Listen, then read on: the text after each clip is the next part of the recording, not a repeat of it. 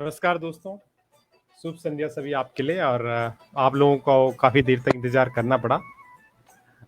आज कुछ खास है, इस वजह से भी है कि कल 16 जून था और केदारनाथ डिसास्टर जो 2013 में 16 जून को हुआ था मॉर्निंग में, उसके एक 7वीं वर्षगांठ भी थी। Just to remember all these situation whatever happening there in Uttarakhand.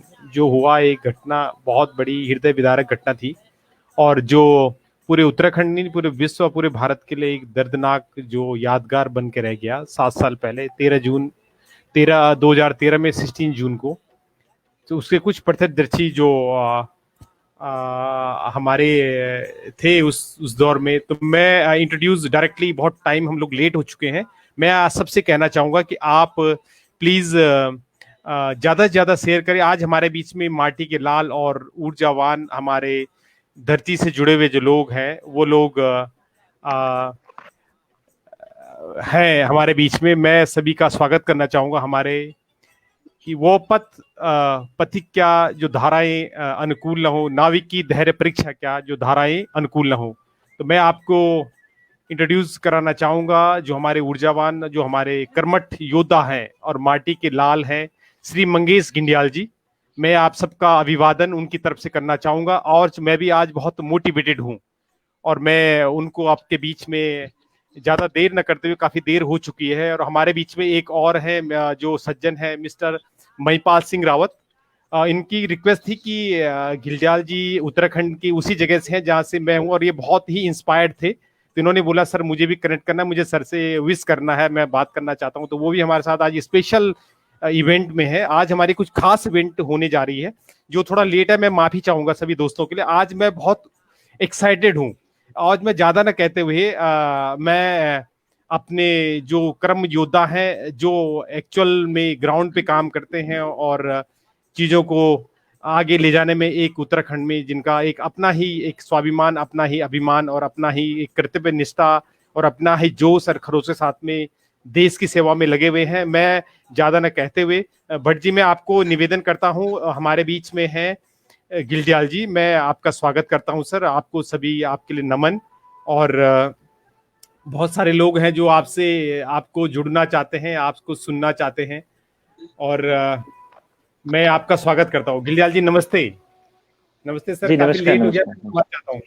बहुत सारे श्रोता हैं जो काफी देर से इंतजार करते, फोन आने लग गए थे कि कहाँ गए, आज आप आए नहीं टाइम से। और रावत जी का भी मैं जी जी जी नमस्कार निवेदन करता हूँ। नमस्ते रावत जी आपको। आप नमस्ते। इनोवेशन सेल में हैं और जेट फ्लीट में आप बिजनेस हेड हैं। आप भी नमस्ते कीजिए घड़ियाल जी को, क्योंकि आपने स्पेशल रिक्वेस्ट की थी कि मुझे सर से बात करनी है, जी कि जी ये सर ये भी नमस्कार रंडगांव नमस्कार। से है, नैनी डांडा ब्लॉक से हैं।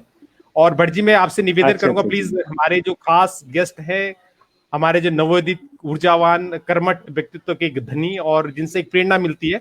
आज मैंने अपने स्टेटस पे भी मोटिवेशन हैशटैग डाला है। तो गिलडियाल जी मैं आपका स्वागत करता हूं सर, अपनी तरफ से, अपने श्रोताओं की तरफ से। और बहुत जो भी बहुत श्रोता हमें देख रहे हैं अभी, प्लीज ज्यादा से ज्यादा लोगों में शेयर करें, जिससे कि ये ऊर्जा सभी में पहुंचे और उत्तराखंड का जो एक शान और एक जो मान और एक ऊर्जावान, हमें भी प्रेरणा मिलती जाके हम दूर रहते भी पास और पास रहते भी दूर हैं। तो भट्ट जी मैं आपसे निवेदन करूंगा, प्लीज हमारे जो खास मेहमान हैं, खास गेस्ट हैं, उनका आशीर्वाद सभी श्रोताओं की तरफ से उनको दें प्लीज। भट्ट जी प्लीज, मैं आपको चाहूंगा।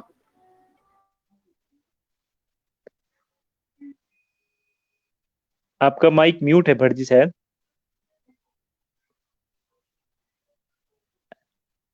भट जी आपका माइक माइक म्यूट है भट जी का।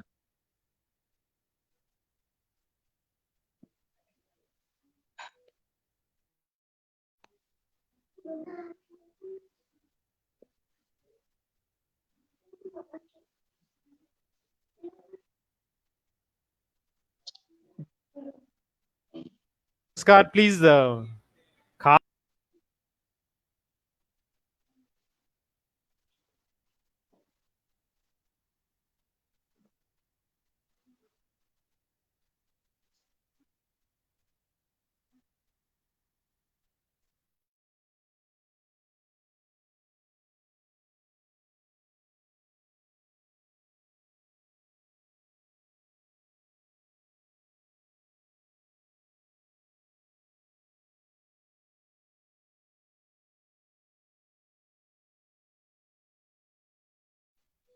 आपका माइक भट्ट जी म्यूट है, शायद उसको ऑन कर दीजिए।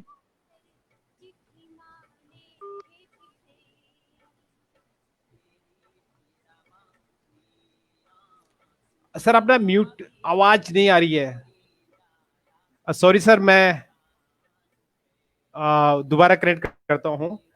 मंगेश सर, आपसे आपके आपका नाम सुनते पहली बार आपसे दर्शन हो रहे हैं आपके सर। और बहुत दर्शनाभिलाषी था सुनने का, आपका नाम बहुत बड़ा है सर। और नहीं, अच्छा लगा सर आज सुन के कि आप हमारे गेस्ट हैं, चीफ ऑफ गेस्ट हैं आज के स्टूडियो में।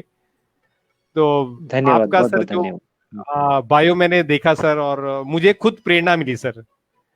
तो क्योंकि आपका जो एक छोटे विलेज से जो सपना जागना और सपने को फिर आगे ले जाना और उस सपने को साकार करना, तो वो बहुत ही प्रेरणादायक है। आपके जो कार्य है, जो पिछले आपने उत्तराखंड में जो जगह जगह रह के अपना जो कार्य किए हैं, उससे लोगों को प्रेरणा मिलती है सर।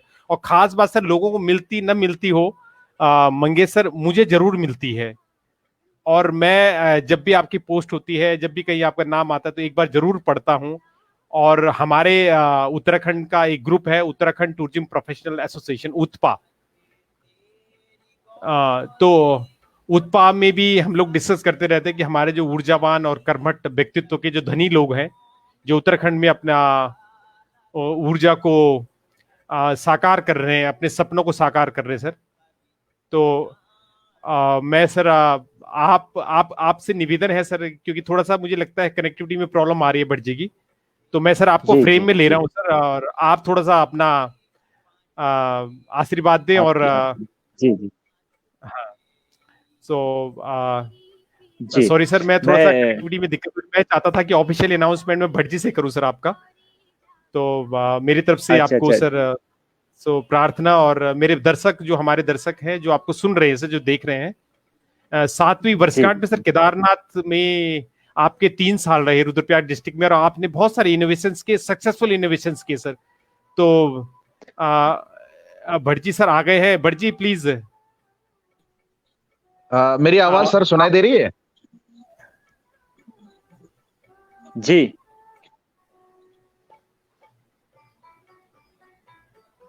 भटजी प्लीज आप शुरू करें, आपके बार बार दिक्कत आ रही है सर आज।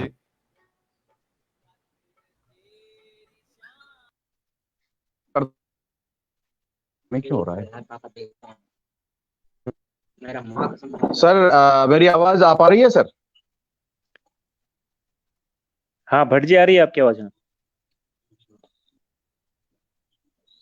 जी, मैं सबसे पहले आज की वार्ता में आपका स्वागत करता हूं सर। बहुत ही मुश्किल से ये कनेक्टिविटी हम आपस में जुड़ पा रहे हैं। थोड़ी मुश्किल जरूर है, लेकिन हमारे दर्शक बहुत व्यग्र हैं, बहुत व्याकुल हैं, और बहुत देर से इंतजार कर रहे हैं कि हम लोग आपसे बातचीत करेंगे। और शायद मेरी आवाज अब क्लियर आप तक आ रही होगी।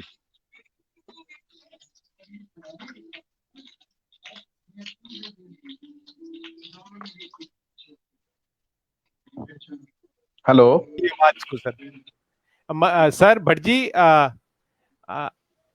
मंगेश सर, हमारे बीच में जो हमारे श्रोता हैं वो कमेंट कर रहे हैं सर, और आपको सुनना चाहते हैं। बीच में जो कनेक्शन गायब हो रहा है, माफी चाहूंगा सर। और इस बीच में अभिवादन करना चाहूंगा संगीता गैरला। मान लिया गिलियाल जी रुद्रप्रयाग रहते हुए हमें पल पल की प्रेरणा देते थे, हम कभी भूल नहीं सकते। आपका अभिनंदन सर, आपको विजय से बोलो अभिनंदन ना सर। कि पीए साहब से शुरू कर दें। पीए साहब से सर इसमें जो कमेंट मैं देख रहा हूँ, जी गिलियाल सर, जो मैं कमेंट देख रहा हूँ सर, सारे कमेंट सर, आपके जो लोग हैं वो आपको बाय नेम आपको कमेंट कर रहे हैं सर आज। वो कह रहे हैं जी सर कि आपका जी कार्य सराहनीय रहा, हम आपको मिस करते हैं, उत्तराखंड में कुशल अधिकारी, आपका स्वागत है सर। आपका सभी अभिनंदन कर रहे हैं सर। दिलवाल रावत जी नाइस कह रहे हैं सर, जय केदारनाथ। गिलियाल जी आप मेरे परम आदर्श हैं सर, आपके लिए जी। सुशील थपलियाल जी लिख रहे हैं सर। और बीडी, ये बहुत सारे कमेंट बहुत जल्दी जल्दी आ रहे हैं सर, मैं पढ़ नहीं पूरा पा रहा हूँ। वार वेलकम सर मंगे सर आपका। Doctor Satish, B D Raturi, Satish Kamleshwari, Manvinder Rawat sir, नाइस गिलदियाल जी, आपके लिए स्वागत सर। आप सभी का अभिनंदन जी करते हैं। मुझसे थैंक यू। 50 मैं कमेंट्स आपका आ बहुत चुके हैं बहुत सर मेरे धन्यवाद पास। करता हूँ। हाँ सर प्लीज। बट जी 50 कमेंट आ चुके हैं सर के नाम से, स्पेशल सबके लिए थैंक्स बोल रहे हैं, सबको अभिनंदन कर रहे नहीं, हैं वो सर। वो तो आप वो बड़ा स्वाभाविक है, लेकिन आज मेरी कनेक्टिविटी कुछ ठीक नहीं है। लेकिन अब शायद मेरी आवाज आ रही हो। आ रही है सर, प्लीज आ रही है। सर, आप तक मेरी आवाज आ रही है? आ रही है सर। जिलाधिकारी महोदय तक मेरी आवाज आ रही है सर? हाँ, आ रही भट्ट जी, आ रही है आपके पास। Thank you sir, thank you so much. एक बार फिर थोड़ी सी हम शुरुआती औपचारिकता में आएंगे, और मैं क्षमा चाहूंगा कि अपने दर्शकों से थोड़ी सी कनेक्टिविटी की प्रॉब्लम थी। और आप सब जैसे कि जानते हैं कि आज हमने एक ऐसा हस्ताक्षर अपनी वार्ता के लिए चुना जिन्होंने 3 वर्षों में रुद्रप्रयाग के अंदर अपनी लोकमानस में ऐसी छाप छोड़ी कि लोग अभी भी यकीन नहीं कर सकते हैं कि जिलाधिकारी श्रीमान मंगेश घड़ियाल जी रुद्रप्रयाग से जा चुके हैं और टिहरी की कमान संभाले हुए हैं।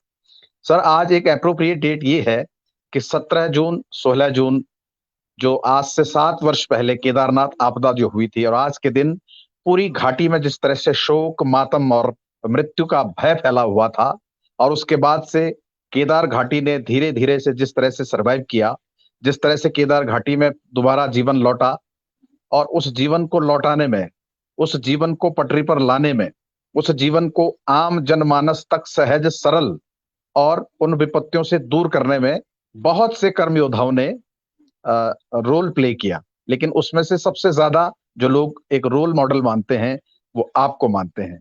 यद्यपि मेरे पास बहुत सी बातें थी जो शुरुआती दौर में मैं आपके बारे में कह सकता था, लेकिन समय इस वक्त इतना हो गया है कि उन बातों को हम थोड़ा सा किनारे करते हुए उनको भी बीच में हम उनका उल्लेख करेंगे।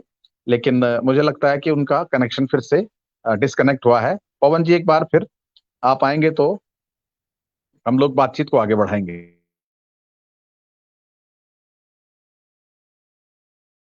सर, मैं आप बताना चाहूंगा हमारे बीच में एक और है जो रावत जी हैं सर, महिपाल सिंह रावत। ये जेट फ्लीज में है, और ये he is also a person of motivated. वो भी उत्तराखंड में उन्होंने बहुत ही मतलब एक प्रेरणा के स्रोत रहे हैं अपने बाल्यकाल में, उन्हें कॉलेज टाइम में उन्होंने देखो सर जुड़ गए हैं एक बार, मंगेश सर को जुड़ गए हैं। मैं फ्रेम पे ले रहा हूँ सर। मंगेश सर, आपसे सर ने बोला था कि आपने 3 साल जो एक कर्म योद्धा की भांति जो केदारनाथ में और डिस्ट्रिक्ट रुद्रप्रयाग ऑफिसर्स के में, नंबर इसमें भरने के लिए।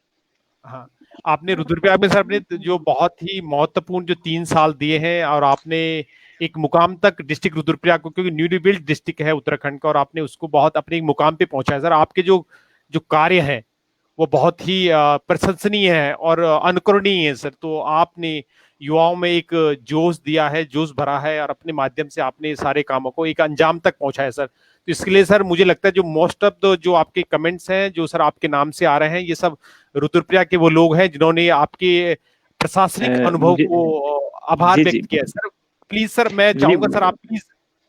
मैं शुरू करता हूँ जी। कोठियाल जी और आदरणीय भट्ट जी को मेरे सभी को मेरा नमस्कार। और मैं आप मुझे सुन पा रहे हैं कोठियाल जी? जी जी जी जी जी, प्लीज सुन जी। पा रहे हैं सर, आप तो सुन पा रहे हैं। क्योंकि शायद कनेक्टिविटी में भी प्रॉब्लम हो रही है, हाँ हाँ हाँ, कोई मैं बात नहीं सबसे सर। पहले जो आज का टॉपिक आप लोगों ने रखा हुआ है कि केदारनाथ आपदा के पश्चात जो ये आज एक तरह से वही दिन है जिसमें कि 2013 में केदारनाथ में भीषण आपदा आई थी, और उसके पश्चात धीरे धीरे हम लोगों ने संभलना शुरू किया है। जैसे कि हम सब लोग इस चीज को समझते हैं कि केदारनाथ यात्रा सिर्फ रुद्रप्रयाग जनपद के लिए नहीं बल्कि उत्तराखंड के लिए भी एक गौरव का विषय रहा है। और हम लोग उत्तराखंड वासी, रुद्रप्रयाग वासी अपने आप को केदारनाथ यात्रा से इस प्रकार से जुड़ा हुआ समझते हैं कि बहुत सारी हमारे जीवन की गतिविधियां केदारनाथ यात्रा से जुड़ी हुई हैं। तो 2013 में जैसे ही यह भीषण आपदा आई और लगभग सभी सड़क हो, चाहे पैदल रास्ते हो, चाहे स्ट्रक्चर्स हो, मंदिर के आसपास के सभी भवन हैं, सरकार की जितनी भी संरचनाएं वहां थी, वो एक तरह से पूरी तरह से क्षतिग्रस्त हो गई थी। उसके पश्चात मैं कहूंगा मैं 2017 में वहां पर मैंने कार्यभार ग्रहण किया, और जो बेसिक पुनर्निर्माण कार्य होना था, जिसमें कि यात्रा को पुनः चालू करना, जितनी भी सड़कें, जितने भी रास्ते और भी जो संरचनाएं वहां टूटी हुई थी, उन सबको पुनः स्थापित करना, ये कार्य मेरे आने से पहले लगभग पूर्ण हो चुके थे। और बहुत सारे कार्य ऐसे भी थे कि जो कार्य उस समय चल रहे थे। लेकिन अगर हम मोटा मोटी अंदाज लगाएं तो केदारनाथ से संबंधित पुनर्निर्माण कार्य जो कि 2013 की आपदा में पूरी तरह क्षतिग्रस्त हुए थे, वो कार्य लगभग उस समय पूरे हो रहे थे। अब जब मैंने कार्यभार ग्रहण किया रुद्रप्रयाग में, तो उस समय जो मुख्य फोकस था कि केदारनाथ की जो सुरक्षा है, धाम की सुरक्षा है, केदारपुरी जो वहां पर एक छोटी सी बस्ती है, उसकी सुरक्षा किस प्रकार की जाए, और जो बेसिक फैसिलिटी, जो बेसिक सुविधाएं यात्रियों को दी जानी चाहिए, जो वहां पर हमारे पुरोहित लोग रहते हैं उनके लिए जो आधारभूत सुविधाएं हैं वो जुटाए जाए, इससे संबंधित जो कार्य थे वो सेकंड फेज में कहूंगा 2017 के बाद जो शुरू हुए, वो कार्य वहां पर कराए जाने महत्वपूर्ण थे। उससे पहले जो पूर्व के 3 वर्षों में 4 वर्षों में जो कार्य हुए, उसमें निम का योगदान रहा है, पीडब्ल्यूडी जो डीडीएम में डिवीजन गुप्तकाशी था उनका बहुत बड़ा योगदान रहा है, जिला प्रशासन का योगदान रहा है। तो एक तरह से एक कंबाइंड एफर्ट के द्वारा यात्रा को उसके पुराने स्वरूप तक पहुंचाने की कोशिश की जा रही थी। जैसे ही मैंने कार्यभार ग्रहण किया, तो उस समय जो फोकस, जैसे मैंने कहा कि केदारपुरी की सुरक्षा, क्योंकि केदारपुरी को एक तरफ मंदाकिनी नदी है, एक तरफ सरस्वती नदी है, और वो दोनों नदियां केदारनाथ मंदिर के पीछे लगभग 500 मीटर से 700 मीटर के पीछे वहां से वो अलग होती हैं, जो ग्लेशियर है, और अलग होने के बाद फिर केदारपुरी को चारों तरफ से ढकते हुए फिर नीचे एक बार संगम हो जाता है। तो 2013 की आपदा के बाद जो केदार मंदाकिनी नदी ने भी और सरस्वती नदी ने भी अपने किनारे पर बहुत बड़ा डैमेज किया। इवन नदी ने अपने किनारों को ब्रीच करते हुए पूरी केदारपुरी में पानी ले आए। तो किनारे जो थे केदारपुरी के, दोनों तरफ के, बाएं साइड के और दाएं तरफ के, दोनों तरफ के जो किनारे थे वो पूरी तरह से क्षतिग्रस्त हो गए थे। बिल्डिंग्स लटक रही थी क्योंकि आधे आधे पार्ट बिल्डिंग्स के बह गए थे, और ये प्रतीत हो रहा था कि अगर इस तरह से फिर से बाढ़ आती है या कभी पानी बढ़ता है तो फिर से कटाव होना है कि कटाव हो सकता है। तो वहां पर जो स्थानीय तीर्थ पुरोहित हैं और लोग हैं, सभी की यह डिमांड थी कि सबसे पहले तो केदारपुरी की सुरक्षा की जाए। तो जो सुरक्षा, जो केदारपुरी के उत्तर दिशा की सुरक्षा है, वो उस समय निम द्वारा वहां पर एक 3 टियर प्रोटेक्शन वॉल बना दी गई थी। लेकिन जो बाईं तरफ और दाईं तरफ की सुरक्षा है, वो किया जाना बहुत जरूरी था। तो वो दो महत्वपूर्ण कार्य थे जिनको कि जब मैंने वहां पर कार्यभार ग्रहण किया तो उसी समय ये कार्य शुरू हुए। इसके अलावा केदारनाथ मंदिर को भव्य रूप देने के लिए यह निर्णय लिया गया कि मंदिर के पास का जितना भी एरिया है उसको खुला करते हुए और एक चबूतरा बनाया जाए। उस चबूतरे में मंदिर जो है वो बीच में एक भव्य आकृति के रूप में दिखना चाहिए, और जो मंदिर को पहुंचने वाला रास्ता है संगम से, उस रास्ते की चौड़ाई कम से कम 50 से 60 फीट की जाए। उसके पीछे यह लॉजिक था कि जैसे ही यात्री केदारपुरी के अंदर प्रवेश करे तो वो बिल्कुल सामने अपने मंदिर का भव्य रूप देखे। उसके अलावा उसे सामने जैसे ही नजर पड़े तो भगवान शिव के दर्शन हो, नंदी के दर्शन हो और मंदिर के दर्शन हो। तो इस कॉन्सेप्ट के साथ वहां पर जो अप्रोच रोड था, लगभग 300 मीटर का अप्रोच रोड था, उसकी चौड़ाई 50 फीट के बराबर किया गया। इसके अलावा जो प्रोटेक्शन वॉल, दोनों तरफ के प्रोटेक्शन वॉल थे, वो किए गए।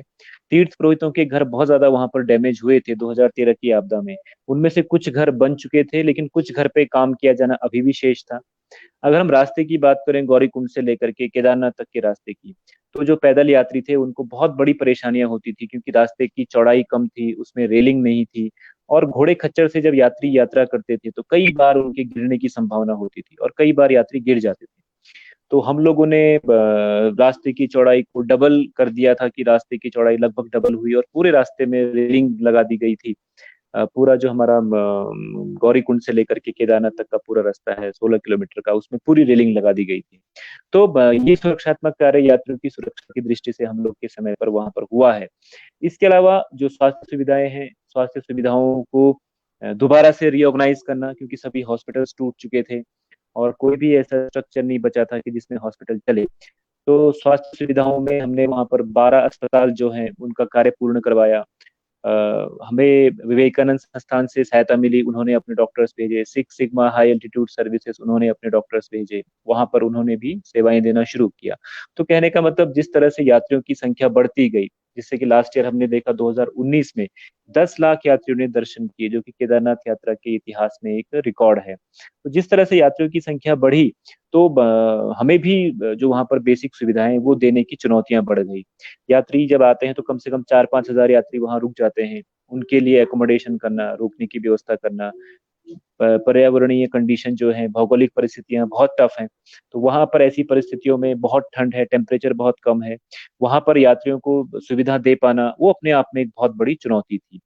इसके अतिरिक्त शौचालय की व्यवस्था करना, क्योंकि इतनी बड़ी संख्या में यात्री वहां पर रुक रहे हैं, कूड़ा करकट प्रबंधन की व्यवस्था करना, इस पर भी हम लोग लगातार काम कर रहे थे। एक सॉलिड मॉडल जो है वो दे हम उतना अच्छा मॉडल नहीं दे पाए, लेकिन कोशिश हमने करी कि वहां पर सॉलिड वेस्ट की एक अच्छी व्यवस्था हो। यात्री आते थे, भीग रहे हैं, भीगने के बाद अचानक से हाइपोथर्मिया हो जाता था और कई बार उससे हार्ट अटैक की समस्या होती थी, कार्डियक अरेस्ट होता था। तो हम लोगों ने कहा रास्ते में हम लोग वार्म रूम बनाएंगे। जैसे ही यात्री भीगे तो जो पड़ाव है वहां पर हीटर्स लगा करके, 4-5 हीटर लगा के एक कमरे को वार्म रूम बनाया, ताकि यात्रियों को तुरंत गर्मी दी जा सके। तो इस तरह से छोटे छोटे इंटरवेंशन करके यात्रियों के लिए हमने मोबाइल ऐप बनाया, जिसमें कि यात्री रुद्रप्रयाग से लेकर के और केदारनाथ तक के जितने भी धार्मिक स्थल हैं, उन सब के बारे में अपने फोन पर उस मोबाइल ऐप को इंस्टॉल करते थे। जैसे रुद्रप्रयाग से क्रॉस किया, अगला स्टेशन अगस्त्य मुनि आया, तो अगस्त्य मुनि के बारे में जो धार्मिक सिग्निफिकेंस है वो उसे उसके मोबाइल में उस ऐप के द्वारा पता चलता था। यात्री ने जैसे जैसे पड़ाव पार किए, सोनप्रयाग पार किया, गौरीकुंड पार किया, भीमबली पार किया, हर पड़ाव पर का क्या महत्व है। और ये ऐप हमने 16 भाषाओं में बनाया था, ताकि कोई कर्नाटका से आने वाला व्यक्ति है, तो वो भी अपनी भाषा में उस स्थान के बारे में, उसकी महत्ता के बारे में जान सके। इसी तरह से उस समय प्रधानमंत्री जी के जो सुझाव था कि इसमें गुफाएं बनाई जाएं, उस पर हम लोगों ने गुफाओं, जो प्राकृतिक गुफाएं थी, उनको एक नए रूप में बना करके, तो यात्रियों के लिए एक अट्रैक्शन हुआ कि यहाँ पर गुफाओं को भी देखा जा सकता है। उससे भी यात्रियों में एक उत्सुकता बढ़ी, यात्री आना शुरू हुए। और जो मैं कहूँगा जो सबसे महत्वपूर्ण कार्य रहा, जिससे कि आज भी देख करके वहां पर कोई जाता है तो उसे लगता है कि वास्तव में भगवान का जो दिव्य स्वरूप है, मंदिर का दिव्य स्वरूप है, वो स्वरूप उसे संगम से ही नजर आने लग जाता है। उसमें पूरे लोकल पत्थर बिछाए हमने, स्थानीय कटे हुए पत्थर बिछाए हैं, और जो गोल चबूतरा एक बनाया है, जैसे ही हम एंटर करते हैं केदारपुरी में, उसमें 54,000 हमने छोटे पत्थर लगाए हैं काट करके। और जो सेंट्रल एक्सिस जिसे हम कहते हैं, उसमें भी कम से कम 50,000 के आसपास पत्थर लगे हैं। तो एक ऐसा स्ट्रक्चर वहां पर बना है कि जो सालों साल तक रहेगा, और यात्री वहां पर आएंगे तो एक अद्भुत एहसास होगा कि भगवान शिव के चरणों में वो आए हैं। तो एक आध्यात्म से लेकर के जोड़े हम वहां पर, लोगों की आस्था से लेकर के जोड़ेंगे। तो कोशिश की है कि पुनर्निर्माण कार्य हो और अच्छी गुणवत्ता के कार्य हो, इवन कठिन परिस्थितियों में। और भौगोलिक परिस्थितियां बहुत टफ होती हैं, विंटर में भी काम किए कि उस समय शीतकाल में भी काम होने चाहिए। हमारी पूरी टीम रही है, एसटीएम जो हमारे डेडिकेटेड एसटीएम हैं, इंजीनियर्स हैं, सबने कुछ न कुछ योगदान दिया है। लेकिन मेरा पर्सनल भी ये सोचना है कि किसी भी धाम को हम लोग अगर वहां पर कोई कार्य करते हैं, हमें पर्यावरण को ध्यान में रखना चाहिए। जो नेचर है, प्रकृति है, प्रकृति को मिनिमम डिस्टर्ब करते हुए, ताकि प्रकृति में डिस्टर्ब ना हो, क्योंकि वो बहुत महत्वपूर्ण फैक्टर है। हमारे जितने भी धाम हैं वो इसी तरह के स्थानों पर बने हैं जो दूरस्थ स्थान हैं। इसका मतलब वो प्रकृति से एक प्रकृति को देखते हुए वो सब चीजें बनी हुई हैं, और हमारे पूर्वजों ने प्रकृति से किसी प्रकार की छेड़छाड़ नहीं की। इसीलिए सैकड़ों सालों से वो धाम हमारे पूजा के और आराधना के स्रोत बने हुए हैं। तो इन चीजों पर भी हमें ध्यान देना होगा कि हम जो भी वहाँ कार्य करें, उसको पर्यावरण को, नेचर को ध्यान में रखते हुए और आध्यात्म को ध्यान में रखते हुए, लोग जो आए उन लोगों की आस्था से हम पूरा सम्मान करें, उनका, उनको सुविधाएं दे सके। लेकिन ये बात हमेशा रहेगी केदारनाथ धाम को लेकर के कि कोई भी यात्री आए, मैं तो कहूंगा कि भगवान उसकी परीक्षा लेते हैं, क्योंकि बहुत टफ कंडीशंस हैं, भौगोलिक परिस्थितियां बहुत टफ हैं। हमारे जितने भी पुरोहित हैं, जो भी स्थानीय लोग हैं, बहुत ही टफ कंडीशन में वहां पे रहते हैं। और जो 16 किलोमीटर की चढ़ाई है, उसमें जाने में ही जो यात्री है वो वास्तव में बहुत परेशान हो जाते हैं। तो वहां पर पहुंचने पर अगर छोटी सी भी कोई चीज ऐसी नजर आती है जिसमें थोड़ा प्रॉब्लम हो, तो उन्हें लगता है कि वास्तव में ये बहुत बड़ी समस्या है। और निश्चित रूप से क्योंकि इतना टफ जर्नी है, इतनी टफ भौगोलिक कंडीशंस हैं, तो ये चीजें, छोटी छोटी चीजें रहती हैं कि ये व्यवस्था नहीं हो पाई है, ये व्यवस्था नहीं हो पाई है। लेकिन मेरा ये मानना है कि आस्था को लेकर के, आध्यात्म को लेकर के और प्रकृति को लेकर के अगर हम सब चीजों को कंबाइंड लेकर के और हर चीज का ध्यान रखते हुए अपने धाम का डेवलपमेंट करें, अपने धाम की महत्ता को इंटैक्ट रखें, तो निश्चित रूप से हमारे आस्था के केंद्र सदियों से चले आ रहे हैं और सदियों तक चलते रहेंगे। और मुझे बहुत खुशी है कि मैंने 3 साल केदारनाथ धाम की सेवा की है। और मुझे अभी भी ये एक गर्व का एहसास होता है कि मुझे 3 साल के रुद्रप्रयाग में काम करने का मौका मिला है।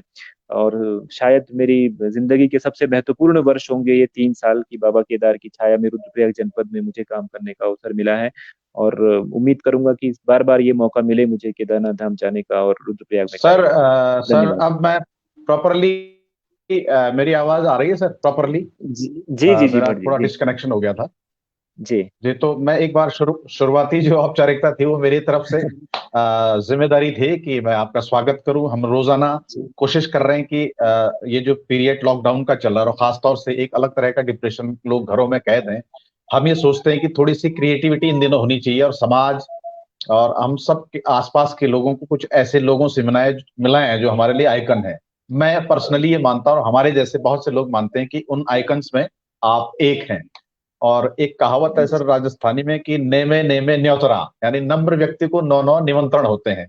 मुझे मालूम है कि आपको भी 50 जगह 100 जगह निमंत्रण होगा और हमारे छोटे से निमंत्रण को स्वीकार करने के लिए मैं हृदय से आपका स्वागत करता हूँ, धन्यवाद जी। करता हूँ उन सभी दर्शकों धन्यवाद। की ओर से।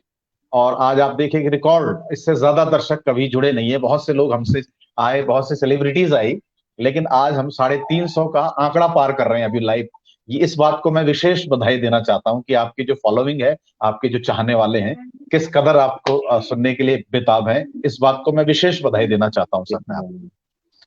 मैं मैं एक थोड़ा सा एक सिनेरियो पे जाना चाहता हूं। ये इत्तेफाक की बात है, मैं तब शायद आपके यश और वैभव से परिचित नहीं था। मैं कुमाऊं नैनीताल से जब आ रहा था तो बागेश्वर में देखा कि बहुत भयंकर एजिटेशन चल रहा, जाम लगा हुआ था, सड़कें बंद थी, हमारी गाड़ी को आने नहीं दिया गया था। मैंने जब कारण पूछा तो पता चला कि यहाँ के जिलाधिकारी हैं, उनका ट्रांसफर कर दिया गया है। लोग बहुत नाराज थे, बहुत रुष्ट थे। वहां से मैं अपनी बात को शुरू करूंगा। और मैंने पहली बार ऐसा देखा कि किसी अफसर के लिए, किसी अधिकारी के लिए लोग सड़कों पर हैं। सर वहां से अगर मैं बात शुरू करूं तो उस मूवमेंट को और उस इमोशंस को कैसे लेते हैं आप? बागेश्वर से मैं बात शुरू करूंगा। मैं देखिए भट्ट जी, मैं आपकी सबसे पहले धन्यवाद करूंगा आपका, आपने जो इंट्रोडक्शन दिया है। मैं वास्तव में अपने आप को सौभाग्यशाली मानता हूं कि मैंने जहां पर काम किया, चाहे बागेश्वर में किया, मैंने रुद्रप्रयाग में किया, लोगों ने हमेशा पॉजिटिव सपोर्ट दिया। और मैं पर्सनली भी ये मानता हूं कि अगर हमारी सोच पॉजिटिव हो और हम लोग सकारात्मक दिशा में सोचें, जो व्यक्ति जरूरतमंद है, जिसको हम अपने इस पथ पर रहते हुए अगर किसी की मदद कर सकते हैं, तो अगर हम उस जिम्मेदारी को निभा रहे हैं, तो मुझे लगता है कि लोग आपको सपोर्ट करते हैं। और मैं सम्मान करता हूँ उस पूरे सपोर्ट का, उस पूरे सहयोग का, उस प्यार का जो लोग हमें देते हैं। और मैं हमेशा कोशिश करता हूँ कि मैं लोगों की अपेक्षाओं पर खरा उतर उतर पाऊं, पूरी कोशिश करता हूँ। और हमेशा यह प्रयास रहता है कि जितना मैं अपनी कैपेसिटी में इस पद पर रहकर कर सकता हूँ, मैं करूं उसको, चाहे मुझे दिन रात एक करना पड़े, मैं उसके लिए मेहनत करता हूँ। और मैं इज्जत करता हूँ बागेश्वर के लोगों की भी। उस समय भी आप याद होगा कि जब मैं वहां से आ रहा था, तो मुझे बहुत प्यार वहां के लोगों ने दिया। और मुझे वास्तव में वहां से ये भी एहसास हुआ कि एक सिविल सर्वेंट होने के नाते, एक सरकारी सेवक होने के नाते, ये हमारी जिम्मेदारी है कि हम लोग जितना कर सकते हैं उतना करें पब्लिक के लिए, तो पब्लिक भी हमें इन रिटर्न उतना ही प्यार देगी और पब्लिक भी उतना ही सपोर्ट करेगी। थैंक यू सर, हम सबकी तरफ से आपको सैल्यूट करते हैं। और आपका जो जज्बा है वो, अगर मैं समझता हूं कि हिंदुस्तान के हर ऑफिसर, हर नौकरशाह में अगर ये जज्बा हो, तो मुझे लगता है कि हिंदुस्तान भी विश्व के टॉप कंट्रीज में एक होगा, जिस तरह से लोग अपनी अपनी कंट्रीज का बड़ा शान से नाम लेते हैं। सर बागेश्वर से जब रुद्रप्रयाग आए तो रुद्रप्रयाग मुझे लगता है कि एक तो नवोदित जिला आपको मिला, ऊपर से केदारनाथ आपदा की मार आपको मिली। जिस तरह से, जैसे कह सकता हूं कि भी कांटों के ताज पर आपको बैठा दिया गया। तो क्या किस तरह के चैलेंजेस थे उस वक्त आपके, जब केदारनाथ उजड़ा हुआ था, पूरी मंदाकिनी वैली उजड़ी हुई थी, और इवन जितना भी रुद्रप्रयाग जनपद है, रुद्रप्रयाग जिला जितना भी है, सब उजड़ा उजड़ा सा था। सब खालीपन था, और एक बड़ा चैलेंज आपको लगा या नहीं? मतलब किस तरह से आपने उस चैलेंज को लिया, यहाँ से मैं जानना चाहता हूँ सर। इसमें देखिए, जैसे ही रुद्रप्रयाग जनपद मैंने ज्वाइन किया था, तो जो अपने ऑफिस के थ्रू और आम पब्लिक के थ्रू भी जो फीडबैक मिला था कि हम लोग उस समय केदारनाथ में काफी रिकंस्ट्रक्शन कार्य कर रहे थे। और चूंकि आपदा के बाद बहुत सारी एजेंसीज ने वहाँ पे काम किया, बहुत सारे एनजीओज ने वहाँ पर काम किया। और निश्चित रूप से मैं मंदाकिनी वैली की बात करूं तो वास्तव में आप और हम शायद, क्योंकि आप भी उसी क्षेत्र के हैं, लेकिन मैं पर्सनली उस दुख को शायद एक्सपीरियंस भी नहीं कर सकता जो उस समय उन लोगों ने झेला होगा। तो मेरे लिए वास्तव में ये बहुत बड़ा चैलेंज था कि मैं उन लोगों की भावनाओं को समझ सकूं, उनकी भावनाओं की कद्र कर सकूं, और उन लोगों की जो परेशानी है उसको दूर करने के लिए अपनी तरफ से जो मैक्सिमम एफर्ट हो सके वो कर सकूं। तो एक तो ये चैलेंज था। साथ साथ में उस समय क्योंकि रेलवे के कार्य भी गतिमान थे, ऑल वेदर रोड के कार्य गतिमान थे, तो उसमें लैंड एक्विजिशन का काम करना वो भी एक लोगों के लिए, मैं समझता हूँ कि हम लोगों की जमीन ले रहे थे, तो वो भी मेरे लिए एक बड़ी चुनौती थी कि इस तरह के कार्य करने हैं। लेकिन क्योंकि मंदाकिनी वैली में बहुत सारे काम चल रहे थे, हमारे सोनप्रयाग में, गौरीकुंड में, केदारनाथ तक बहुत सारे कार्य ऐसे थे जो कि केदारनाथ पुनर्निर्माण को लेकर चल रहे थे। तो मुझे लगा कि वास्तव में कार्य तो करने हैं और कार्य किए जाने हैं। अगर हमें दोबारा से अपनी मंदाकिनी वैली को और केदारनाथ धाम को दोबारा से धार्मिक श्रद्धा का केंद्र बनाना है, तो निश्चित रूप से हमें मेहनत तो करनी होगी। लेकिन वास्तव में मेरे लिए चुनौती थी, और मैंने कोशिश की कि उस चुनौती का पूरी श्रद्धा से, पूरी लगन से निर्वहन कर सकूं। और वो जब आपने सर चुनौती जब स्वीकार की और पूरी श्रद्धा जिसकी आप बात कर रहे हैं, उसका परिणाम है कि अभी हम लगभग 350 ऑडियंस के पास में बैठे हुए हैं सर। ये आपके व्यक्तित्व का कमाल है, आपकी पर्सनैलिटी का कमाल है। मैं थोड़ा सा उन स्मृतियों को ताजा करूंगा जो 2013-17 जून की जो घटना थी सर। मैं और मेरे एक साथी शैलेंद्र तिवारी केदारनाथ की को जा रहे थे, लेकिन जब हम गुप्तकाशी के पास पहुंचे तो उफनती नदी थी, बहते हुए घोड़े, खच्चर, गाड़ियां और लाशें थी। तो जाहिर है कि ऐसा लग रहा था कि जैसे केदारनाथ उजड़ गया हो। आज से अगर वो 7 साल पहले का मैं सिनेरियो याद करता हूं तो बड़ा मतलब अंदर से एक आत्मा सिहर उठती है। उसके बाद जब मैंने सुना कि कोई हमारे ढोंडियाल साहब वहां पर जिलाधिकारी थे, उनको भी हाइपर टेंशन हो गया था और उन्हें भी एडमिट कराना पड़ा, ऐसा मुझे स्मृतियां हैं। उस दिन की बात है, 17 या 18 जुलाई को जब उन्होंने ये मंजर देखा। उसके बाद दूसरे जिलाधिकारी आए, राघवन साहब या कोई और थे, और उसके बाद जब मतलब सीधे सीधे मतलब जैसे मैंने कहा एक उजड़ा हुआ जनपद आपको मिला, और आपने जिस तरह से लोगों को कोऑपरेट किया, लोगों को जिस तरह से कह सकते हैं कि एक लोक जीवन के मध्य अपने आप को स्ट्रांग साबित किया। मैं ये जानना चाहता हूं सर कि जो स्थानीय प्रशासन है या जिला प्रशासन है आपसे, आपके अधीनस्थ, उसने कितना कोऑपरेट आपको इस पूरे मामले में किया, और कितना आपको लगा कि कितना कोऑपरेशन आपको मिला है इस पूरे कुनबे की तरफ से? देखिए, अगर इसमें मैं भटजी स्थानीय लोगों की बात करूं सबसे पहले, तो मुझे लगता है कि मुझे वहां पर बहुत सपोर्ट मिला है। मैं शब्दों में बयान नहीं कर सकता जिस तरह से लोगों ने हमें वहां पर कार्य करने में मोटिवेट किया है, या फिर हर चीज में सपोर्ट किया है। इवन मैं जो पुरोहित समाज वहां पर है, जिनका कि केदारनाथ में आप कहेंगे कि 100% उपस्थिति है, और हर चीज में हमारे पुरोहित समाज वहां पर रहते हैं, उनके द्वारा और जो भी और वहां पर हमारे स्टेक होल्डर्स हैं, सबके द्वारा हमेशा सपोर्ट किया गया है, हमारी बातों को सुना गया है, हमारी भावनाओं को समझा गया है। हम लोग, अगर मैं अपने प्रशासनिक अमले की बात करूं, जो भी मेरे अधिकारी हैं और जो मेरे साथ वहां पर थे, तो मैं पर्सनली ये कहूंगा कि एक टीम भावना के रूप में सबने बहुत अच्छा काम किया है। मैं अगर अपने एसडीएम गोपाल चौहान की बात करूं, जिन्होंने कि वहां पर पूरे विंटर भर में वहां पर रह करके उन्होंने काम किया है, तो अपने आप में ये एक बहुत बड़ा डेडिकेशन है। मतलब आम व्यक्ति वहां पर पूरे विंटर में रहना, उस बर्फबारी में रहना, और वहां पर श्रमिकों से काम, उनके साथ काम करना। मतलब मैं आपको एक घटना सुनाता हूँ। हम लोग जी जी जरूर। उस समय माननीय प्रधानमंत्री जी ने उस कार्य का, वहां पर कार्यों का शिलान्यास किया था। तो चूंकि प्रधानमंत्री जी ने शिलान्यास किया था, तो पीएमओ से कार्यों की मॉनिटरिंग हो रही थी। तो वहां पर पीडब्ल्यूडी काम कर रही थी। तो अचानक से एक दिन बर्फबारी हुई नवंबर के महीने में, और सभी लेबर्स, इंजीनियर्स हमारे नीचे आ गए। तो उस समय वहां पर नोडल ऑफिसर हमारा गोपाल चौहान हुआ करते थे, एसडीएम, वो अपनी छुट्टी गए हुए थे। तो मैंने उनको बुलाया, तो हम लोगों ने डिसाइड किया बैठ करके कि क्यों ना हम लोग जाएं वहां पर। एक बार जब डीएम भी जाएगा, एसडीएम जाएगा, इंजीनियर जाएगा, खुद जाकर के वहां पर खड़े रहेगा, तो श्रमिकों का मनोबल बढ़ेगा कि जब ये लोग आ सकते हैं पैदल इतनी दूर से, इतने बर्फबारी में, और ये लोग भी काम कर सकते हैं, तो वो लोग का भी मोटिवेशन बढ़ेगा। तो हम लोग गए, हम पूरी टीम को ले गए, हम सभी श्रमिकों को ले गए। मैं खुद वहां 2 से 3 दिन रहा और हमने रात काम किया, 10, 11, 12, 1 बजे तक उनके साथ खड़े होकर के वहां पर काम किया। तो टीम ने साथ रह करके काम किया। किसी भी इंजीनियर ने ये नहीं कहा कि नहीं मैं नहीं काम करूंगा, या किसी भी एसडीएम ने ये नहीं कहा, हमारे तहसीलदार ने ये नहीं कहा। तो मैं समझता हूँ कि जब हमारी टीम स्ट्रांग होती है तो तभी हम लोग भी अच्छा काम कर पाते हैं। तो वहां पर काम हुआ, विंटर में काम हुआ, सारे सर्दियों में काम हुआ, और माननीय प्रधानमंत्री जी की अपेक्षा के अनुरूप हम लोगों ने जुलाई अगस्त में जो मुख्य अक्ष वाला कार्य था वो पूरा कर दिखाया। और एडवर्स कंडीशंस में ये काम करना, मैं समझता हूँ कि मेरी टीम का बहुत बड़ा इसमें रोल रहा है।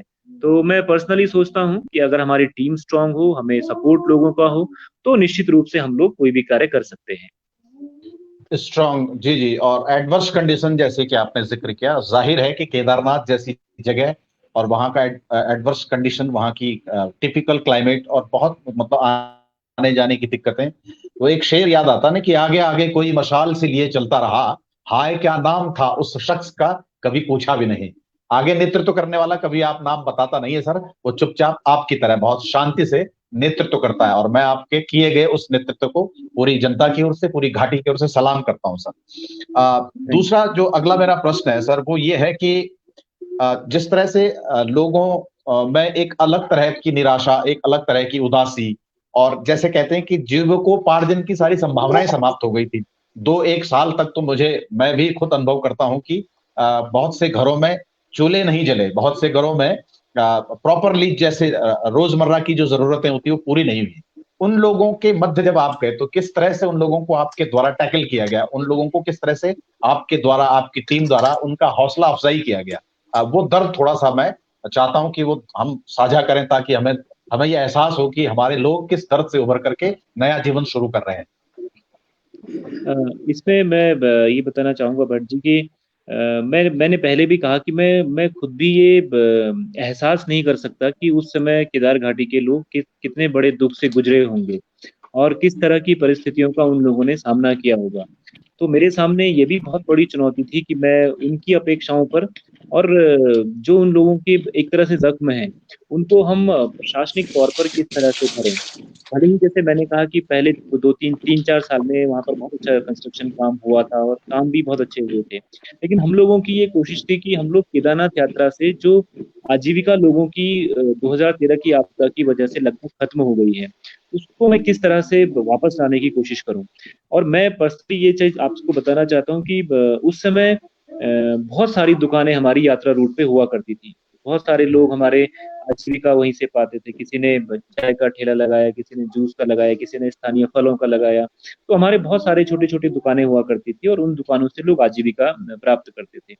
अब आपदा के बाद ये सबसे बड़ी चुनौती थी कि हम लोग लोगों को किस तरह से उस स्थान पर ले जाएं। बहुत सारे स्थान खत्म हो चुके थे और पहले क्या था कि लोग वर्षों से करते आ रहे थे।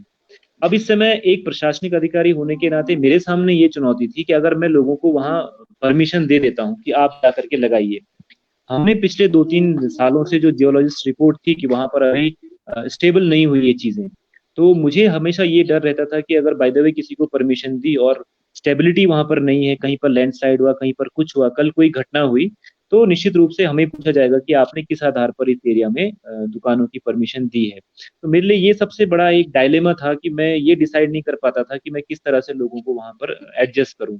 तो हम लोगों ने कुछ दुकानें शासन ने बनाई थी, कुछ दुकानें हमने गवर्नमेंट के पास प्रपोजल लेकर के फिर से बनवाई, जिसमें कि लगभग 50-40 दुकानें वहां पर तैयार और हुई। 38 दुकानें पहले थी, 40 दुकानें और तैयार हुई।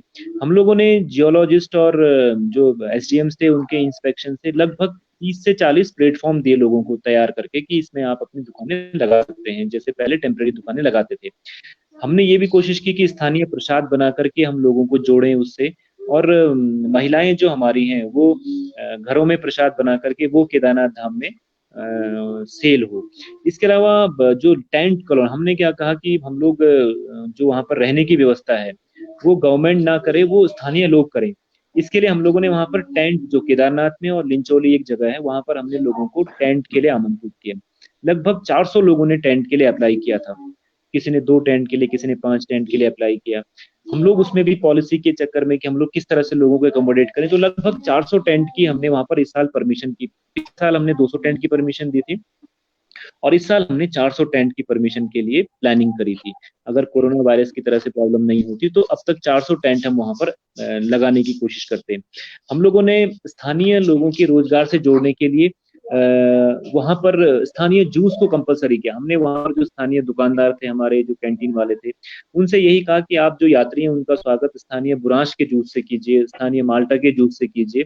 और लोगों ने बहुत अच्छी तरह फॉलो किया। मुझे याद है कि हर दुकान में लोगों ने एक एक कैंपर लगाए जूस के। जैसे ही कोई उनकी दुकान में खाना खाने आता था, वो उसका स्वागत पहले एक ग्लास जूस से करते थे। यात्री बड़ा अच्छा फील करता था। उसके लिए एक्स्ट्रा चार्ज नहीं करते थे, बट जो उनका पैकेज था खाने का उसी में उसको ऐड करते थे।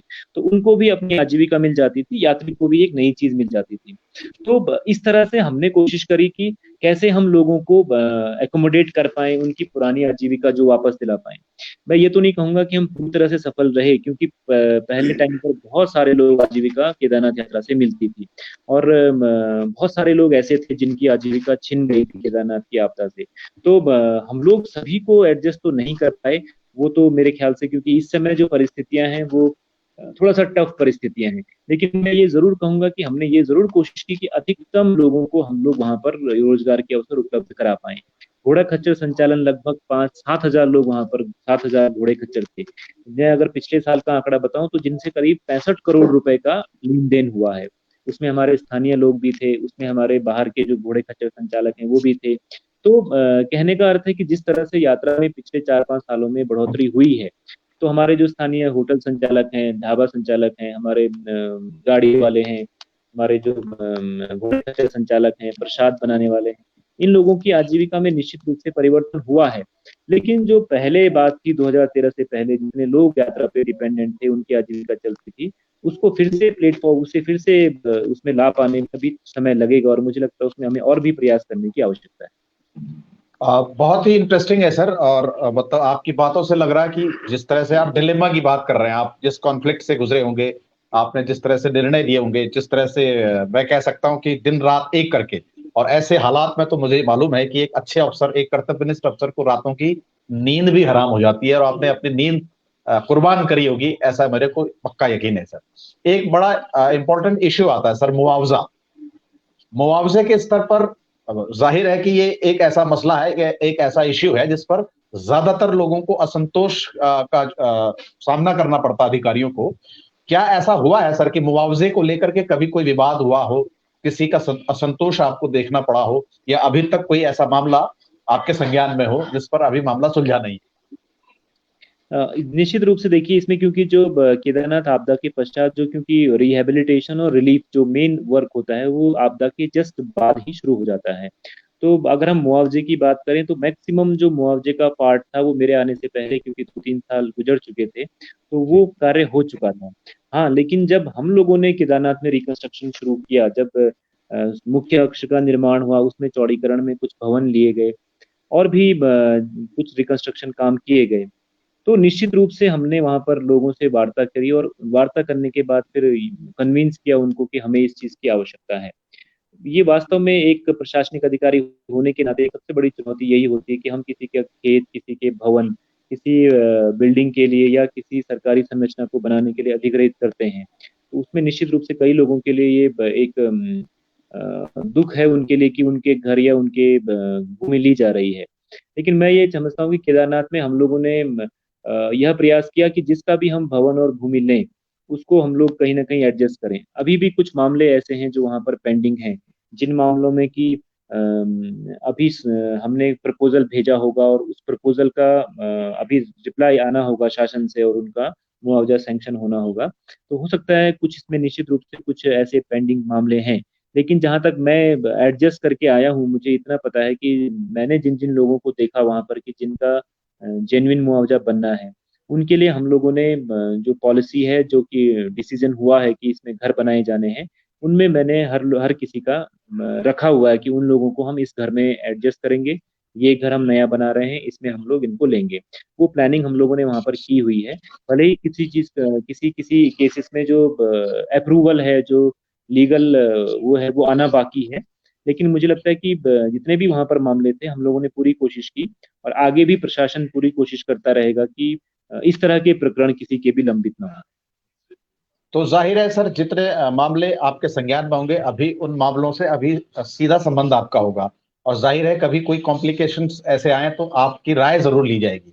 क्या ऐसा ऐसा संभव है सर कि अभी भी आपका कनेक्शन उन सभी मामलों में, उन सभी इश्यूज पर बना होगा? बिल्कुल, देखिए, मैं अगर केदारनाथ के ऐसे मामलों की बात करूं, तो मैं व्यक्तिगत रूप से हर मामले से जुड़ा हुआ हूं। और मुझे ये भी पता है कि किस व्यक्ति का क्या पेंडिंग जो है वो है। तो निश्चित, अगर ऐसा जैसे ही वहां पर कार्य शुरू होते हैं और लॉकडाउन खत्म होता है, तो ये हमेशा रहेगा कि मेरा उसमें जो भी योगदान होगा, और जो मेरी नॉलेज में होगा, जो मुझे प्रशासन तक कम्युनिकेट करना होगा, मैं करूंगा। और उन लोगों से भी मैं ये चीज कहना चाहता हूँ कि अगर उनको लगे कि अगर उनकी बात कोई मेरे समय पे हुई है, और वो चाहते हैं कि मेरे थ्रू वो शासन तक पहुंचे, या मेरे थ्रू जो वर्तमान जिलाधिकारी हैं उन तक पहुंचे, तो मैं निश्चित रूप से उसमें करूंगा उनके लिए। और जिस जिसके प्रकरण वहां पर लंबित हैं, मैं भी प्रयास करूंगा कि वो प्रकरण उनके सुलझ जाएं। Thank you sir. अभी अब मुझे उम्मीद है कि जो भी चीजें, जो उलझने होंगी, जो कॉम्प्लिकेशंस होंगे, वो आपके जरिए ही ठीक होंगे। ये आपदा से संबंधित हमने बात करी है, और मुझे इस बात को कहने में बहुत खुशी है, बहुत निसंकोच में ये कह सकता हूँ कि आपके नेतृत्व के बाद केदार घाटी अपने उसी पुनर्जीवन पर लौटी है, जिस सिर्फ 2013 से पहले जिस पीरियड में हम लोग जीते थे, और केदारनाथ को हमने वैश्विक स्तर पर उसके पुनर्निर्माण को लेकर के, उसकी जितनी विसंगतियां उनको दूर लेकर के, और जाहिर है कि सेंट्रल गवर्नमेंट की तरफ से भी आपको बहुत सहायता, बहुत मोटिवेशन मिला होगा। थोड़ा सा मैं जानना चाहूंगा सर कि सेंट्रल गवर्नमेंट द्वारा आपको कितना रिकॉग्नाइज किया गया, कितनी पहचान और कितना सपोर्ट किया गया, थोड़ा सा हमारे दर्शक ये जरूर जानना चाहेंगे। नहीं, इसमें देखिए, क्योंकि ये प्रोजेक्ट जो शुरू हुए हैं वो माननीय प्रधानमंत्री जी के द्वारा ही शिलान्यास किए गए थे। और एक तरह से उनका भी ये एक विजन था कि हम केदारनाथ धाम को एक ऐसा केंद्र बनाए आध्यात्म का, कि जो भी बाहर से श्रद्धालु यहाँ पर आए, वो एक अद्भुत अनुभव लेकर के यहाँ जाएं। और जहाँ भी वो देश के किसी दूसरे कोने से आए, विश्व में कहीं से भी आए, उन जगहों पर भी इस धाम के बारे में प्रचारित करें कि वहां पर इस तरह से कुछ शक्तियां हैं, या कुछ अद्भुत निर्माण हैं जो किए गए हैं।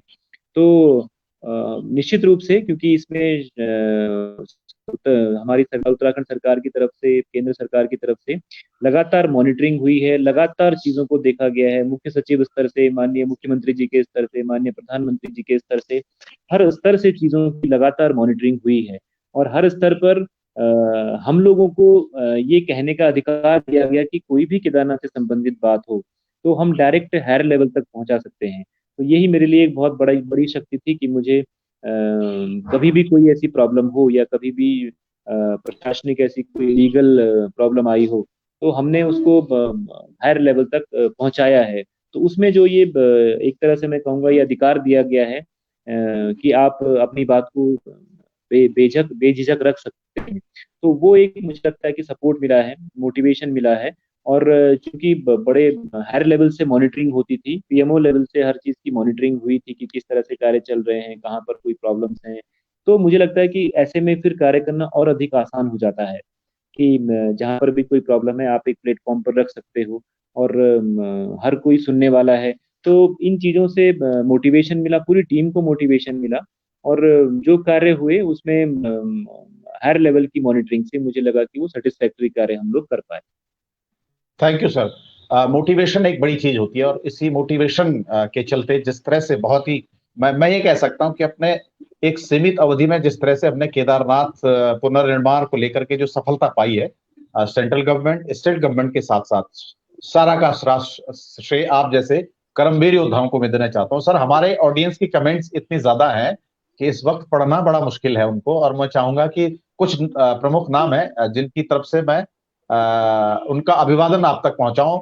महेंद्र सिंह बड़तवाल हैं, आपको नमस्कार कर रहे हैं। संजय बहुगुणा हैं, पूर्णा रतुड़ी जी हैं, पुष्कर सिंह जी हैं, शैलेंद्र सिंह कोटवाल हैं, शैलेंद्र शीशपाल रावत हैं, बीडी रतुड़ी हैं, अखिलेश चौहान हैं, हरजीत बिष्ट हैं, धर्मेंद्र राणा हैं, चंद्रशेखर पुरोहित हैं, ओम प्रकाश सेमवाल रुद्रप्रयाग से देख रहे हैं, कुलदीप सिंह राणा देख रहे हैं, नरेश जमलोकी आपको देख रहे हैं, विशन भंडारी जी, संदीप सिंह जी, प्रकाश निखिल जी, मनीष बिष्ट जी, राम चरण कुनियाल जी, रविंद्र गैरोला जी, जगत राम सेमवाल साहब, भगवती प्रसाद घड़ियाल जी, नीरज शुक्ला जी, और पता नहीं इस वक्त मतलब मुझे लगता है कि हजारों लोग आपको देख रहे हैं। संभव नहीं होगा मेरे लिए कि सबका मैं नाम बोलूं। मेरे साथ ही पवन है, वो टूरिज्म को लेकर के थोड़ा कॉन्शियस रहते हैं, टूरिज्म और कल्चर को लेकर के इनके इसके प्रमोशन पर ये अपनी तरह से एक मोटिवेशन चलाया। और एक साथी और हमारे महिपाल रावत जी हैं, जो शायद आपके गांव के आसपास के कहीं हैं। थोड़ा सा वो आपको अपने बारे में बताना चाहेंगे, शायद कोई एक आध प्रश्न उनका हो तो मैं महिपाल सिंह जी को आमंत्रित कर रहा हूं कि आप श्रीमान घड़ियाल साहब से कोई इंटरेक्शन करना चाहें तो कुछ वक्त के लिए आपके पास। धन्यवाद भट्ट जी एंड पवन कोटियाल जी। सबसे पहले मैं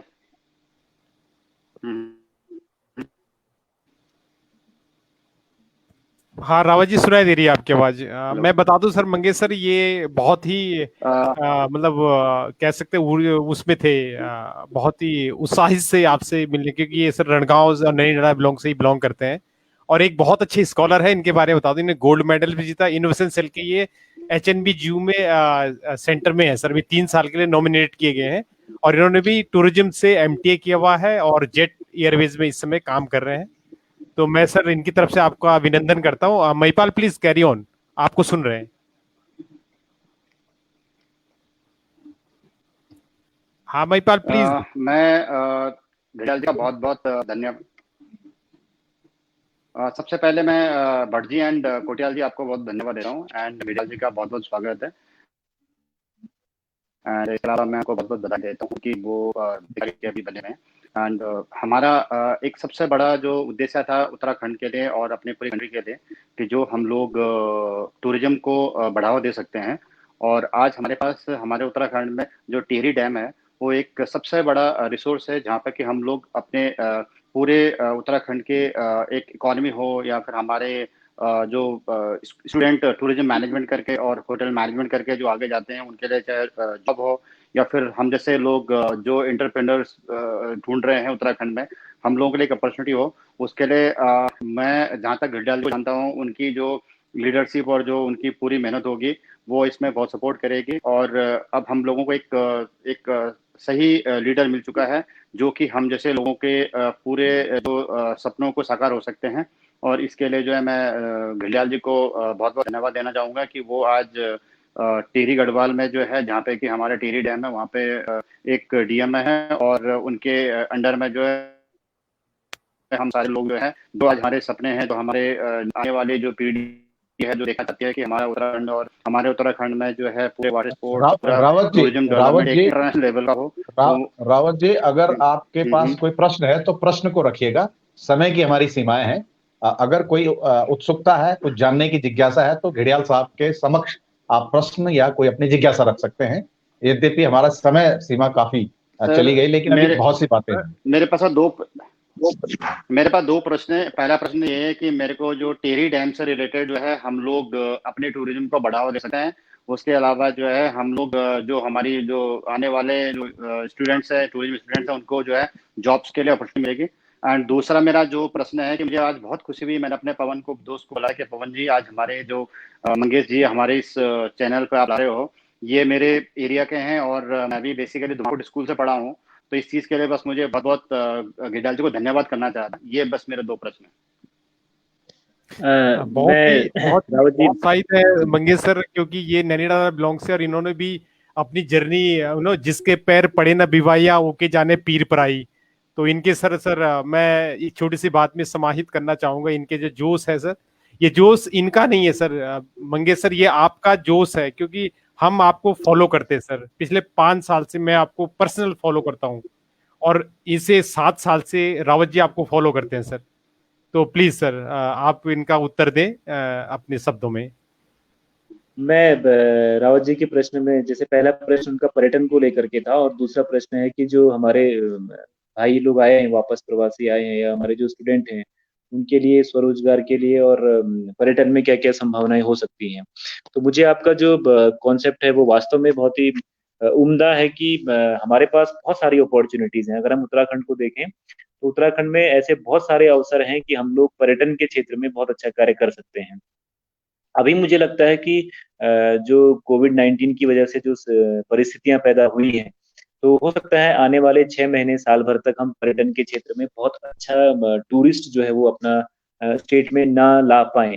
लेकिन मुझे लगता है ये हमारे पास एक ऐसा मौका है कि हम टूरिज़्म के क्षेत्र में इंफ्रास्ट्रक्चर पर बहुत अच्छा काम इस बीच कर सकते हैं। क्योंकि इस बीच हमारे पास काम करने का मौका है, हमारे पास फुटफॉल कम है, लोग कम हैं, तो हमारे पर्यटन स्थलों पर कार्य करने की इस समय बहुत अधिक संभावनाएँ हैं।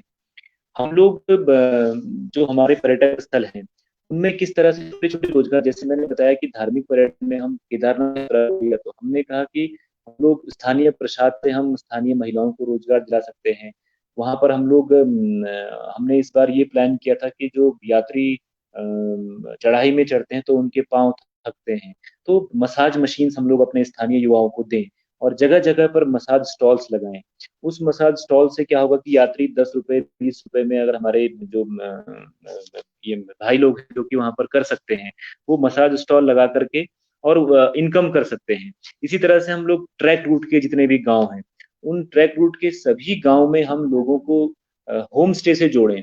हम लोगों ने ये भी प्रपोज़ल दिया है कि हम होम स्टे को क्योंकि होम स्टे में हमने रुद्रप्रयाग में भी बहुत सारे गाँव में इसके लिए कोशिश की, मेहनत की और लोगों ने भी उसमें बहुत अच्छा इंटरेस्ट दिखाया।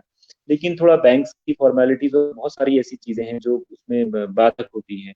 तो हम लोगों ने ये भी प्रपोज़ल रखा है कि ऐसे गाँव को डेवलप किया जाए, ऐसे गाँव में हर घर को हम कुछ ऐसी सहायता दें कि आप होम स्टे डेवलप कीजिए। तो इस तरह के बहुत सारे प्रपोज़ल हैं, जैसे पौड़ी में जिलाधिकारी महोदय ने वहाँ पर होम स्टे का एक बहुत अच्छा मॉडल दिया है, जो कि स्वयं सहायता समूह उसको चला रहे हैं।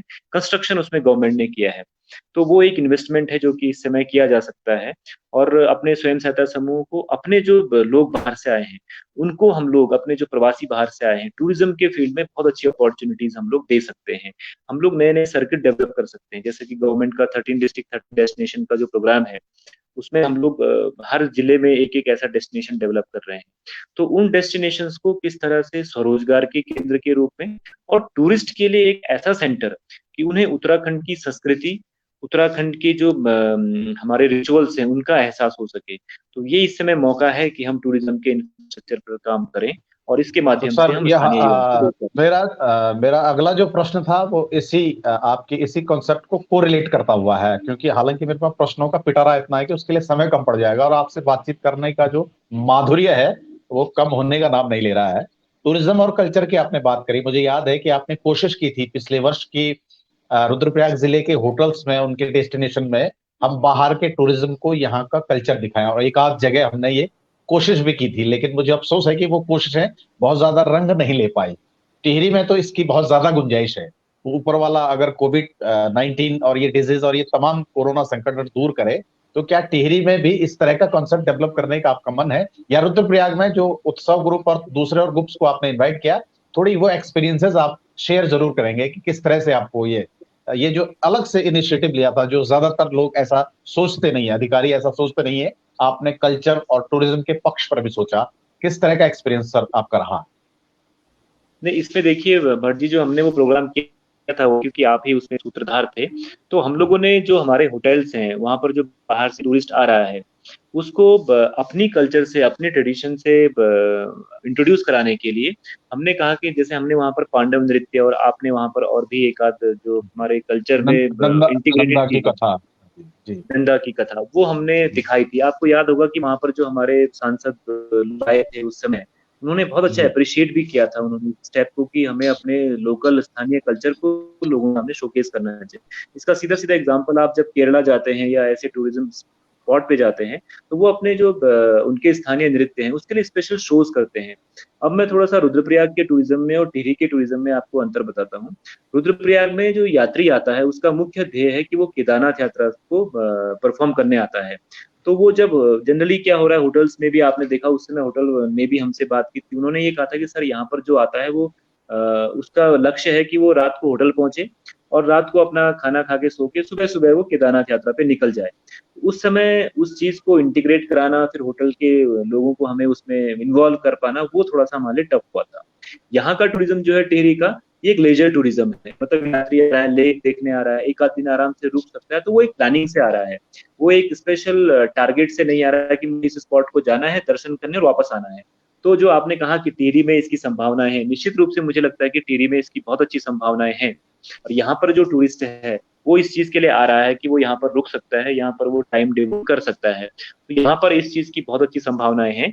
और ये तो आप भी ध्यान रखिए कि हम लोग इसको छोड़ेंगे नहीं कभी, चाहे सफल जी हो चाहे असफल हो, लेकिन अपने नहीं नहीं कल्चर को निश्चित। कोशिश करेंगे कि लोगों के सामने रखें। सर जब बिल्कुल। आपने जज्बा संभाला है, जब आपने वो झंडा उठाया है, तो सफल असफलता की तो कोई बात ही नहीं बनती है सर। पवन जी अगर मेरी आवाज को सुन रहे हो, पवन जी, अ, पवन मेरी आवाज सुन रहे हैं? शायद उनका कनेक्शन कटा है। सर अब हम अपने जी वार्ता के अंतिम अंतिम शीर्ष की तरफ हैं, और मैंने जैसा सुनो कहा कि सर। हमारी जी बात, पवन जी, जो केदारनाथ वन स्मृति करके जो आपका सेटअप है, उसके बारे में मैं चाहूंगा कि हमारे सर कुछ जानना जरूर चाहेंगे। उसके बारे में कुछ बताएं, और क्या उस मतलब एडमिनिस्ट्रेटिव लेवल पर उस पर आपको क्या सहायता मिल सकती है, किस तरह का मोटिवेशन मिल सकता है, कैसा सपोर्ट मिल सकता है? एक आखिरी प्रश्न आपकी तरफ से मैं ये करवाना चाहूँ। गिलियाल सर, मैं आपका एक मतलब दिल से एक शुक्रिया करता हूँ केदार बाबा का, कि आप जैसे अधिकारी जिन्होंने केदारनाथ आपदा में और अपना योगदान दिया और वहाँ का सर्वांगीण विकास किया और अपने माध्यम से जो बेस्ट कर सकते थे, वो शायद मैं भी सोचता था कि जैसे आपने लोकल प्रसाद की और लोकल फॉर वोकल जो अभी हम लोग पूरे ऑल ओवर वर्ल्ड में जो सुन रहे हैं, वो आपने अपने लेवल पे किया सर। तो ये बहुत सराहनीय और संवर्धन कार्य है, आपने लोकल की लाइवलीहुड को कनेक्ट किया है सर। तो ये एक बहुत ही उम्दा वर्क है जो आपके माध्यम से, आप जैसे प्रशासनिक अधिकारी अगर इस चीज पे सोचते हैं और आपसे प्रेरणा लेते हैं और लोग, तो ये सर एक मील का पत्थर साबित होगा। यही चीज सर मैंने थोड़ा दिल्ली में रहते हुए मैं बहुत ज्यादा टाइम डिवोट नहीं कर सकता उत्तराखंड के लिए, तो प्लांटेशन में मेरा बहुत सारा रुचि था और एक इन्वायरमेंट के लिए मेरी एक सचेतना थी, एक एक इनर कॉन्शियस माइंड में रहता था सर। और आपके अंदर भी वो भावना है, मैं देखता हूँ आप भी पर्यावरण के प्रति काफी सचेत रहते हैं। तो जब बिहाव स्थित 2013 में 16 जून को हो गया था सर, तो बहुत, जब मैं दिल्ली में काम कर रहा था तो आज तक की टीम हमारे पास आई थी सर, क्योंकि हम लोग उत्तराखंड को प्रमोट करते थे, क्योंकि हमारे जो मोस्ट ऑफ द जो हमारे जो फेलो हैं जो काम करते हैं वो उत्तराखंड से बिलोंग करते हैं और ट्रैवल शूटर है सर, हर डिस्ट्रिक्ट में वो लोग हैं और चीज़ों को जानते हैं। लोकली हम जाते हैं, हम ट्रैकिंग में हैं, एडवेंचर में हैं और जो भी और विधाएं हैं उत्तराखंड की। इस वजह से आज तक वाली टीम आई, उन्होंने पूछा था कि उत्तराखंड में कैसे हो गया, तो उस समय सर एक दिन अचानक पता नहीं चला कि क्या हो गया, लेकिन बाद में पता चला चौड़ाबाड़ी ग्लेशियर का जो कंसेप्ट था, जो डैम ऊपर से जो फूट गया था बंद और उस वजह से सारी घटनाएं हो गई थी। तो उसका उसमें एक बताना चाहूँगा छोटा सा परिप्रेक्ष्य है कि उसमें मेरा भी एक भतीजा था, वहाँ पे 108 में वो काम कर रहा था सर और रुद्रप्रयाग में ही उसने पढ़ाई की थी। उसके बाद वो बचा, फिर मैं दिल्ली से गया, हमारी टीम, मेरी कंपनी टूर माई इंडिया ने हमने कुछ पैसे इकट्ठा किए मिलके और मैं रातों रात ऋषिकेश आया। ऋषिकेश से मैं और लोग थे हमारे जो मेरा वेट कर रहे थे, हमने पहली जीप थी जो मयाली घंसाली से होते हुए ऊखीमठ पहुंची सर, और गुप्त काशी पहुंचते फिर हमने जाके ऊपर काम किया, लोगों को अपनी तरफ से जो बेस्ट हेल्प हो सकती थी। तब से सर जब वो मंजर वहां पे देखा, जो मातम देखा, जो पीड़ा, जो वेदना देखी सर, दिल में घर कर गया कि अक्सर उत्तराखंड में ऐसा कैसे हो गया। तो ये सोचने के लिए मुझे मेरा चिंतन को सर और चित्त को मैं बहुत तीव्र कर दिया। तो फिर मुझे लगा शायद ऐसी दुर्घटना, ऐसी घटना पर्यावरण की दोबारा उत्तराखंड में न हो, और इसको कैसे हम लोग बचा सकते हैं, तो उसको याद कैसे, क्योंकि हर कोई घटना होती है तो ह्यूमन साइकोलॉजी है सर, वो उसे भूल जाता है। तो मैंने कहा उसको जीवंत कैसे रखे, और उससे एक ट्रायल है तो और एक प्रमाण है। मैं चाहूंगा पवन जी की जो एक्सपेक्टेशंस आपकी हैं अपने हाँ इन्वायरमेंटल मोटिवेशन को लेके, इन्वायरमेंटल मूवमेंट को लेके, वो एक प्रश्न करें और फिर हम बातचीत के अंतिम शीर्ष पर पहुंचते हैं। जी जी आप जी कुछ जी बेट जी। पूछना चाह? हाँ गिलियाल सर, तो मैंने सर केदारनाथ स्मृति वन जो विलेज पाली दशरथ पर्वत भगीरथी ऊपर और जालीकांडा 30 ब्लॉक में है सर, जो वहाँ का निर्वाचन क्षेत्र है देवप्रयाग में, वहां पे मैंने दिल्ली से रहते हुए 2-3 बार अपने पर्सनल खर्चे पे से पूरे ट्रक से पेड़ पौधे लेके जो भोलेनाथ को समर्पित होते हैं, रुद्राक्ष, कदम कुंज, आंवला, बेल, पीपर, बट वृक्ष और पीपल का वृक्ष, वहां पे सर किया सर। जो लोकल वेजिटेशन थी उसमें से कुछ पौधे बचे और कुछ तो नहीं बच पाए, लेकिन वहां पे एक लाइवलीहुड मैंने देने की कोशिश की सर, जिससे कि उत्तराखंड में 70% तो प्लांटेशन ऑलरेडी है, तो लोग प्लांट क्यों लगाएंगे, तो मैंने कहा प्लांट लगाएंगे तो उनसे एक लाइवलीहुड जनरेट होगा, और 3 साल बाद जब वो फल फल देंगे पौधे, तो लोगों को एक जीविका का एक अर्जन होगा सर, क्योंकि उन्हें लगेगा कि उनकी मेहनत फलीभूत हो गई है। तो एक ये सस्टेनेबल मॉडल मैंने सर लोगों को उजागर करने के लिए अपने उत्तराखंड जो गांव है, पाली गांव है, आप का सौभाग्य होगा सर, कभी मैं हूं तो आप आएंगे, मैं चाहूंगा सर आप जरूर आए। तो वहां पे बिल्कुल शुरुआत मैं की सर, ऐसे ही हाँ ऐसे ही सर जो मैं प्रोजेक्ट है। बिल्कुल आऊंगा उसमें। आपने जो आपका मॉडल है वास्तव में प्रशंसनीय है, और मुझे लगता है कि इस तरह की मॉडल्स हमें डेवलप करने की आवश्यकता है, जहां पर हम लोग पर्यावरण संरक्षण को आजीविका से जोड़ सकें, ताकि लोग उसमें ओनरशिप भी लें और लोगों को जी लगे कि हमारी आजीविका भी पर्यावरण से जुड़ी हुई है। तो निश्चित रूप हाँ से इन इन मॉडल्स को हम लोग प्रमोट भी करेंगे, और मैं कोशिश करूंगा कि मैं खुद भी उसे और हाँ वो पक्का करें हम लोग। हाँ मंगेश सर, एक्चुअली सर मैंने अपने पर्सनल खर्चे से सारा किया, किसी की कोई सहायता नहीं ली मैंने। तो अभी वहां पे एक प्रकल्प में एक एनपीओ गठित किया है, जिससे कि अगर किसी लार्ज उस पे जाना है तो उसके लिए फंड की बहुत जरूरत होती है। तो वो अभी जैसे नीचे चल रहा है, इसमें लाइनिंग में चल रहा है, अगर कोई उस पर डोनेट करना चाहता है, एक प्रोसेस मैंने अभी शुरू किया है, डोनेट और स्पॉन्सर फॉर एनिमल्स। ये थोड़ा तो सा सुनने में अजीब सा। पवन जी हाँ सर ने ये कमिट किया है हमसे कि आपके जी इस वेन्यू पे वो जरूर आएंगे, और मुझे जी पूरा यकीन है कि सर अपने कमिटमेंट के लिए प्रतिबद्ध रहते जी हैं, जो उन्होंने वादा कर लिया है। बस ये दुआ जी करें कि ये जो अंधेरों के जो दिन है, ये जल्दी दूर जी हो और उजाला हो, एक नई तरह की रोशनी हो, नई तरह का एक संकल्प हो हम सबके सामने। सर अब हम अंतिम शीर्ष पर हैं, रुद्रप्रयाग जिले को सर मुझे जितना कुछ आपने दिया है। हेलो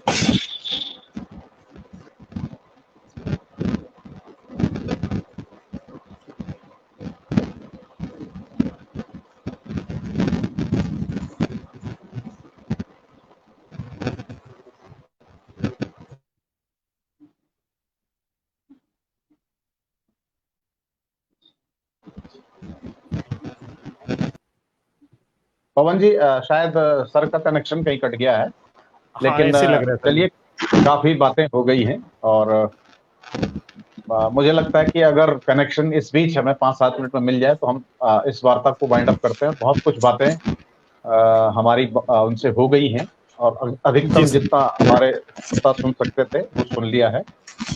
तो मैं समझता हूँ कि इसको आखिरी दौर में आप ले जाएंगे, और अपना जो मोटिवेशन आप बता रहे थे, उस तरफ आप इस बात को ले जा करके, मुझे लगता है कि आज के कार्यक्रम को हम वाइंड अप करेंगे। जी जी सर। फ्रेम में रहेगा सर, मैं रावत जी को भी फ्रेम में ले लेता हूँ। जैसे कि सर जो चर्चा चल रही थी, सर ने बोला कि उसमें ऐसे जो है एक मॉडल है, हर जगह होना चाहिए, बिल्कुल होना चाहिए सर। और मैं चाहूंगा कि उत्तराखंड के सारे डिस्ट्रिक्ट और पूरे भारत के जो 726 डिस्ट्रिक्ट है जो भी हैं टोटल, वहां पे हर जगह एक केदार स्मृति वन होना चाहिए, जिससे कि जो लोग उस आपदा में चले गए हैं तो उनके नाम से उनके नाम स्वरूप उनकी यादगार में, और आने वाली जो दूसरी पीढ़ी है वो याद रखे कि ऐसी आपदा क्यों हो गई है। जिससे कि ग्लोबल वार्मिंग की वजह से जो बर्फ पिघल गई चौड़ावाड़ी ग्लेशियर जो है केदारनाथ के ऊपर, और उसके बाद वो बंद टूटा और फिर ऐसी हादसा हुआ है उत्तराखंड में। तो उसको हम कैसे रोक पाए, एक वो है। दूसरा हमारा जो पर्यटन का जो है, पर्यटन और तीर्थाटन उत्तराखंड के लिए बहुत ही दो पहलू है, जहाँ को हमको उनको कलेक्ट करना है, तीर्थाटन और उसके साथ में कल्चर को जोड़ना एक शोकेस हो जाएगा सभी के लिए, जो मेरी बात रही है। और हमारे जो मनोनीत और हमारे जो शासन प्रशासन के लोग हैं, और जो गिलडियाल जी जैसे लोग हैं जो अपने नवोदित विचारों से, अपने इनोवेशन से लोगों को प्रेरित करते हैं और प्रेरणा देते हैं, तो ये सब में ऐसी प्रेरणा बनी रहे, और लोग अपने माध्यम से जैसे भी है जहाँ पे हैं और लोगों को सेल्फ हेल्प ग्रुप बना के सहायता करें। और जैसे कि सर आपको पता है कि गवर्नमेंट ऑफ उत्तराखंड कल्चर विभाग ने भी इसका अनुमोदन किया है, और हर डिस्ट्रिक्ट में, गढ़वाल मंडल के 7 डिस्ट्रिक्ट में केदार स्मृति वन के नाम से उन्होंने प्रोजेक्ट शुरू किया है। तो मैं सभी को बताना चाहूंगा, जो भी हमारे श्रोता हैं जो सुन रहे हैं, और आप अपने माध्यम से लिंक मैंने इसमें डाला है, अगर कुछ सपोर्ट करना चाहते हैं तो आपका मोस्ट वेलकम है। इसमें हमने प्रोसेस दिया, पर डिटेल आपके साथ शेयर हो जाएगी भट्ट जी की वॉल पे उत्सव ग्रुप में। तो मैं चाहूंगा भट्ट जी प्लीज आप थोड़ा सा इसको संगीत में करें और फिर इसका समापन की तरफ लेके जाएं सर। जी, आज संगीत का तो ऐसा माहौल नहीं है, क्योंकि आज एक तो हमारे सबसे पहले मैं आज का अपना कार्यक्रम केदारनाथ आपदा को डिवोटेड तो कर ही रहे हैं हम शुरू में। और आपको पता है कि चीन और भारत के जो विवाद में हमारे जो शहीद हुए हैं उनको हम श्रद्धा सुमन दें, और उनके प्रति शोक संवेदना प्रकट करें।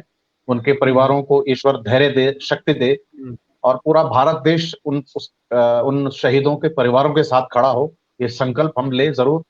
और आज जिस तरह से माननीय मंगेश घड़ियाल जी से बातचीत हुई, यद्यपि हमारी बातचीत का थोड़ा सा हिस्सा छूट गया था, लेकिन खैर बहुत सी बातें उनसे हुई। शुरू में थोड़ा सा नेटवर्क की प्रॉब्लम हुई, बीच में अब ठीक चला। तो मैं उनकी तरफ से आप सब की तरफ से आज की इस वार्ता को बहुत ही खूबसूरत रंग देकर घड़ियाल साहब को इतना जरूर कहना चाहूंगा कि जिस शिद्दत के साथ में आपने रुद्रप्रयाग जिले, बागेश्वर जिले में अपनी पैठ बनाई है, अपना नाम बनाया है, टिहरी जिला भी ये अपेक्षा में है कि एक ऊर्जावान जिलाधिकारी उन्हें मिला है, और उसी ऊर्जा के साथ में टिहरी का विकास होगा, टिहरी का नाम होगा, और हिंदुस्तान के नक्शे पर जिस तरह से रुद्रप्रयाग और बागेश्वर का नाम हुआ, उसी तरह से टिहरी जनपद का नाम होगा। मैं आप सब दर्शकों की ओर से, सभी पाठकों की ओर से घड़ियाल साहब तक ये मैसेज जरूर देना चाहूंगा कि हमें भी याद रखना, जब लिखोगे तारीख गुलशन की, हमने भी लुटाया है चमन में एक आशियां अपना। आप सबका बहुत बहुत धन्यवाद। आज की वार्ता जो 1 घंटे की थी वो 2 घंटा से ज्यादा हो गई है, और इस वार्ता को आप सब ने रोचक बनाया है। पर्सनली सबका नाम लेना आज इसलिए संभव नहीं है क्योंकि बहुत ज्यादा कमेंट है। मैं कोशिश करूंगा कि सबके कमेंट पर प्रतिक्रियाएं दें, टीका दें। और पवन जी, एक बार कार्यक्रम को समाप्त आप जरूर करें। सर, नाविक की धैर्य परीक्षा क्या, जो धाराएं प्रतिकूल ना हो, बोलते ना, वो पथ पथिक क्या, जो धाराएं अनुकूल ना हो। नाविक की धैर्य परीक्षा क्या, धाराएं प्रतिकूल ना हो। ऐसे ही हमारे जो सम्मानित अधिकारी जी थे, उन्होंने अपना जीवन, अपनी पढ़ाई उत्तराखंड के रिमोट विलेज से करते हुए रायका से पढ़े, और नैनीताल में जाकर ग्रेजुएशन किया, और आगे जाके इंदौर, फिर आगे जाके फिर वो आईपीएस अधिकारी बने, फिर उसके बाद वो आईएएस अधिकारी बने। तो उनका एक्सपीरियंस, फिर वो डीआरडीओ में साइंटिस्ट के तौर पे मनोनीत हुए, और उसका एक्सपीरियंस जो उनके पास है बहुत ही सराहनीय है। बहुत ही कम लोगों के पास ऐसा अवसर होता है, जो एमटेक, फिर उसके बाद आईपीएस, फिर साइंटिस्ट, फिर उसके बाद आईएएस। तो इतनी छोटी सी उम्र में उन्होंने इतना सारा जो अपने पे अपना एक एक एक ऊर्जा, एक आशीर्वाद चाहूंगा ऊपर ऊपर वाले का, ऐसे लोग हमारे बीच और हमारे कार्य पथ को अपनी सुजल और सकल जो उनका एक्सपीरियंस है उसको आगे लेके जाए और नेतृत्व करें। हम सब उन्हीं का धन्यवाद करना चाहते हैं। हम जैसे लोग जो थोड़ा सा सोचते हैं उत्तराखंड के बारे में, पूरे भारत, पूरे देश के बारे में, वसुधैव कुटुंबकम की बात होती है, तो हम सभी ऐसे अधिकारियों का नाम लेना चाहते हैं जो अपने स्तर पे बहुत कुछ आपकी अपेक्षा से अधिक करते हैं। तो उनका मैं आभार करना चाहूँगा। अब मेरे डिस्ट्रिक्ट के हैं, मैं प्रशासन, शासन और सभी लोगों को धन्यवाद देना चाहूँगा दोबारा। अब मंगेश सर, अगर मुझे देख पा रहे हैं, मैं आप सभी का नमन करता हूँ। आपसे सभी लोग प्रेरणा लेते हैं। बहुत कुछ था बात करने के लिए, आगे वक्त मिलेगा। आपसे बहुत सारे युवा हैं जो प्रेरित होना चाहते हैं। आपने कैसे स्कूल में अपना एक छोटा सा बच्चों को लेके हो, चाहे उनके कार्य से लेके हो, ऐसे जो युवा हैं जो तैयारी करना चाहते हैं लेकिन संसाधन के अभाव में कर नहीं पाते हैं, तो वो संसाधन आपने अपने स्तर पे दिए रुद्रप्रयाग में और बागेश्वर में। सर, मैं चाहूंगा ऐसे ही आप टिहरी के लिए भी दें। मेरा करबद्ध निवेदन है सर आपसे। आप जैसे युवा, ऊर्जावान और एक सच्चे पथ के सशस्त्र विद्वानवादी जो है, एक अर्जुन की तरह आप कार्य और नेतृत्व करें सर, मेरी आपसे निवेदन है। बद्र विशाल आपकी मनोकामना पूर्ण करिए। और सर, देवप्रयाग वासी जो पुरोहित